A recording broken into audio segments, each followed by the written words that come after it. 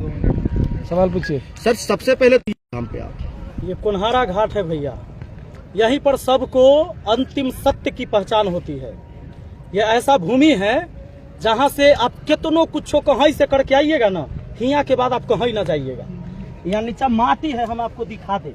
Iraq है ना, इनमें सब एहे में मिलल है, मंत्री, विधायक, मुखिया, एसपी, डीएसपी, डीएम कितना मिल गया है, किसी का पहचान नहीं होगा जो कौन है या कौन नहीं।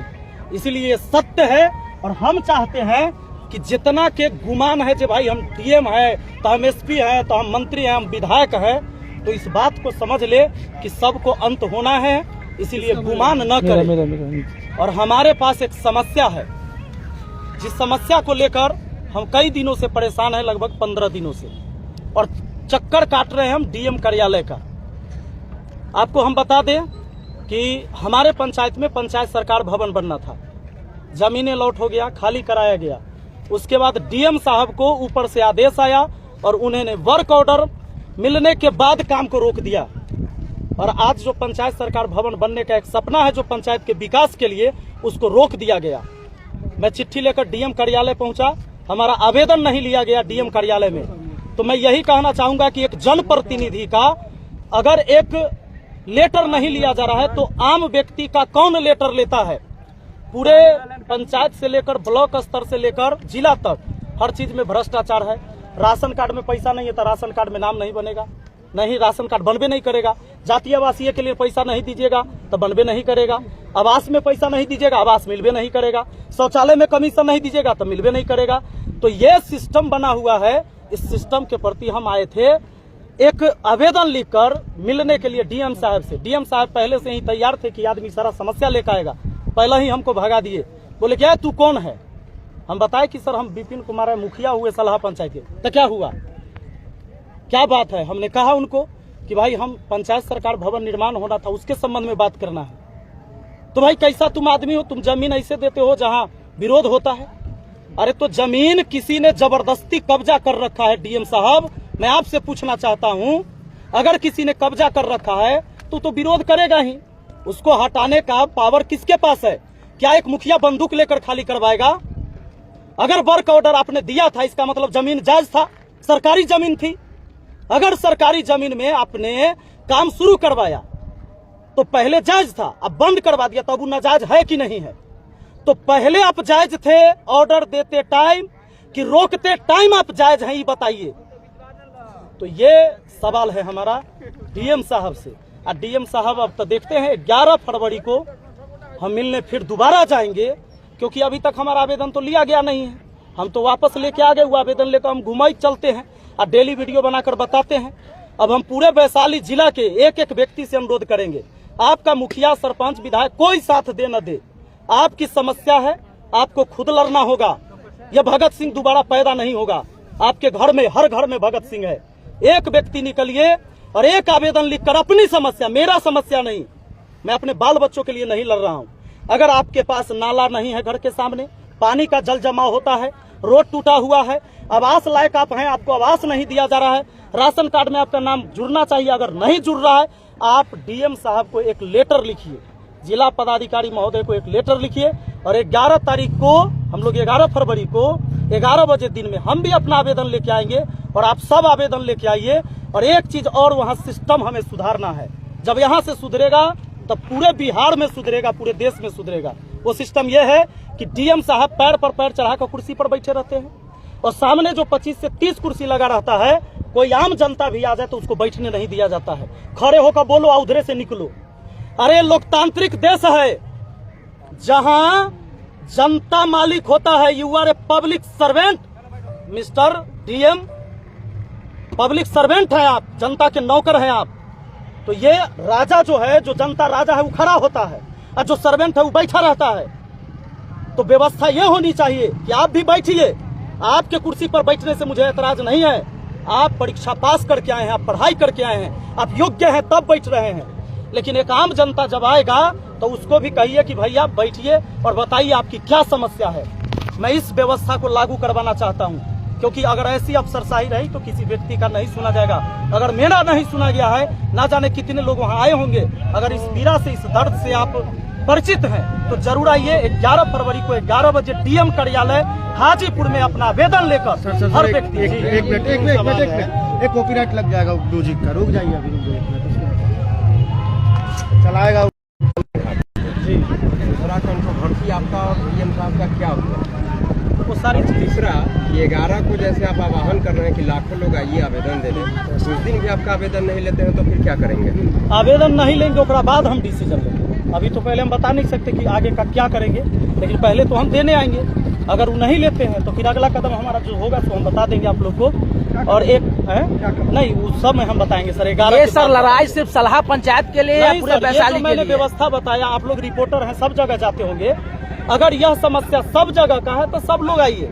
अगर आपको लगता है कि सिर्फ सलाह पंचायत का है तो सिर्फ मुझे आना चाहिए, मैं आऊंगा। कहीं न कहीं नहीं लगता कि सर देर हो गई, बहुत 2-2.5 साल का समय बीत गया? हाँ बिल्कुल सर, बिल्कुल देर तो हुई है। डीएम साहब से हमारी पहली ही मुलाकात थी।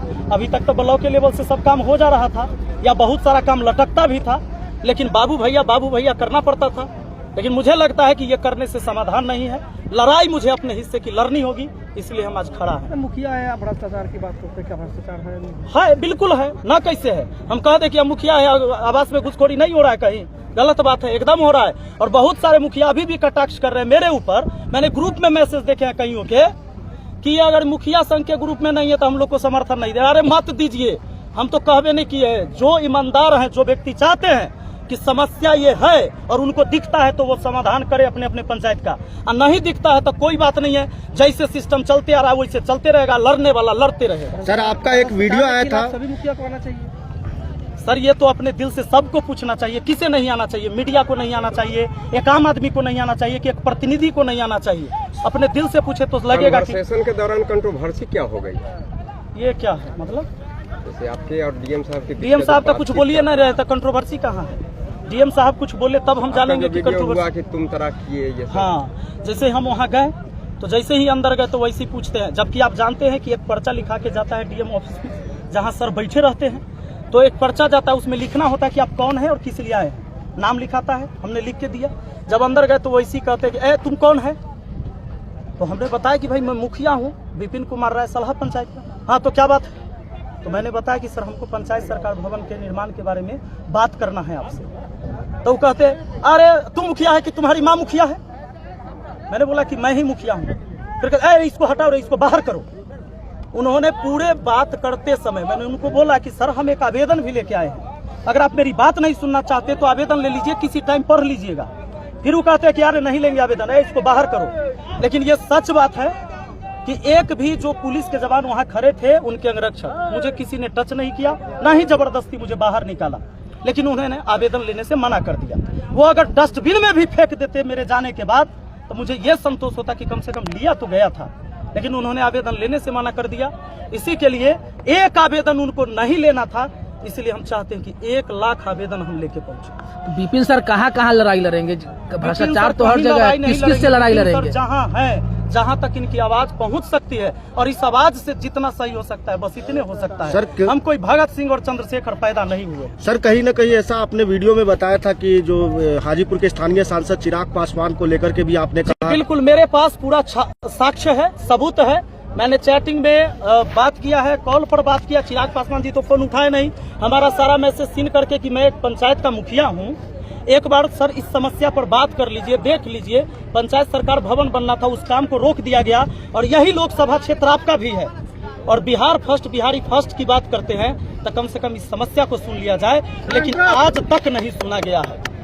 क्या लगता है चिराग पासवान क्यों इस बात को इग्नोर कर रहे हैं? अब पता नहीं उनका क्या है, वो तो वही ओपिनियन दे पाएंगे कि क्यों हमारी बात को नहीं सुन रहे हैं। कहा जा रहा है कि सारा पासवान समाज के लोग ही वहाँ पे बसे हुए हैं। ये कितना सच है? ये सच बात है, ये झूठ बात नहीं है। लेकिन जितनी जमीन उनको अलॉट किया गया वहाँ पर वो घर बना रखे हैं। जितने पासवान लोगों को वहाँ जमीन दिया गया वहाँ पर घर बना रखे हैं। और सॉरी मैं गलत बोल गया, जहाँ जमीन अलॉट हुआ है उनको घर बनाने के लिए, उसमें वो खेती करते हैं। और जो जमीन नहीं मिला है उसमें वो जाकर झोपड़ी गाड़ दिया अभी, जबकि उनका पुश्तैनी जमीन अलग से है, घर बना हुआ है। जो मेन रोड है आपको सलाह चौक से महनार जाने वाली सड़क है, और ये चौड़ की जमीन हड़पा गया है सर खान बस कुछ लोग के द्वारा। सभी पासवान नहीं, लगभग इसमें 8-10 ही घर के लोग हैं, बाकी सब चाहते कि ये विकास का काम हो। सर ये सर खान सर का एक वीडियो आया था जिसके अंदर वो आपकी तारीफ कर रहे थे, आपकी लड़ाई को लड़ने की बात कर रहे थे, तो आने वाले दिनों में देखा जा सकता है कि खान सर आपके साथ है? सर जितने भी लोग चाहते हैं कि बदलाव आए तो हमारे साथ है, और सबको हाथ जोड़कर हम विनती करते हैं, अगर आपको लगता है कि मैं सही लड़ाई लड़ रहा हूं तो मेरे साथ आइए, और लगता है कि मैं गलत लड़ाई लड़ रहा हूं तो मेरे साथ नहीं आइए। सलाह का मुख्य सर, सलाह पंचायत में बहुत सारी समस्या है, क्योंकि जब सवदई प्रखंड पड़ता है सलाह से कोसों दूर पड़ता है, और कहीं न कहीं सड़क से लेके बहुत सारी समस्या है। 2-2.5 साल में आपने कितने समस्या का समाधान किया वहाँ? सर प्रखंड का सड़क नहीं मुखिया बनवाता है, और बाकी जो चीजें हैं जितनी हमारी ताकत है मैंने अपने तरफ से प्रयास किया है, और मुझे भी लगता है कि मेरी ताकत बहुत कमजोर है, जिसके वजह से मुझे इतना कुछ बोलना पड़ रहा है, और वही सब समस्या लेके तो हम डीएम साहब के पास पहुंचते हैं, जिसको सुना नहीं जा रहा है। संपूर्ण भारतवर्ष में पहला प्रेस कॉन्फ्रेंस है आपका शमशान में, इसका मैसेज? इसका मैसेज यही है कि चाहे आप कितनों बड़का बन जाइए, किसी पद पर चल जाइए, अंत आपका यही है और इसके बाद कुछ नहीं है, परम सत्य है। इसलिए हम उन सबको ये संदेश देना चाह रहे हैं कि अगर आपको लगता है कि हम इस कुर्सी पर बैठल है तो हम किसी को कुचल कर निकल जाएंगे, एक दिन आपको यही आना है। राजा हो या रंक सभी का अंत एक सा होए, सुख के सब साथी दुख में न कोई। लेकिन अब देखते हैं कि हमारे इस टाइम में कितने लोग साथ होते हैं। 11 फरवरी को अपना अपना समस्या लेके सब लोगों को आना है। अगर लगता है कि इस देश में, हमारे समाज में, हमारे मोहल्ले में कोई समस्या है तो डीएम साहब चूंकि वही कर सकते हैं, आदेश दीजिए, आदेश वही देंगे अपने अपने विभाग में कि भाई यहाँ से निपटारा होगा, यहाँ से निपटारा होगा, वही है और कुछ नहीं। कहीं न कहीं कहा जा रहा है कि राजनीतिक सपोर्ट भी मिल रहा है आपको। अब तो कहे के लिए कोई आदमी कुछ कहे, हमको क्या मतलब है उससे। सर एक सवाल था एक पत्रकार के द्वारा कि आप जब भी अपना वीडियो बनाते हैं तो उसके अंदर पत्रकारों को भी आप हाशिए पे रखते हैं, उनके खिलाफ भी आप बातें कहते हैं। आप खाली बता दीजिए कि सब पत्रकार सही काम कर रहे हैं। आप देश का चौथा स्तंभ है, आपको नहीं लगता है कि इसमें भी दिमक लगा हुआ है? आप ही लोग बता दीजिए। तो आप लोग सर वीडियो बनाते उसमें नाम काहे नहीं डालते? जब पत्रकार का नाम लेते हैं सारा हो जाता है, आप कुछ ऐसा नाम जिसको लगता है कि ये गलत काम, ये आप लोग को भी, कम से कम आप पत्रकार हैं, आप ही नाम ले लीजिए। आप लोग अपने लिए कब आवाज उठाइएगा? अगर देश को बदलना चाहते हैं, हम अपने हिस्से की लड़ाई लड़ रहे हैं,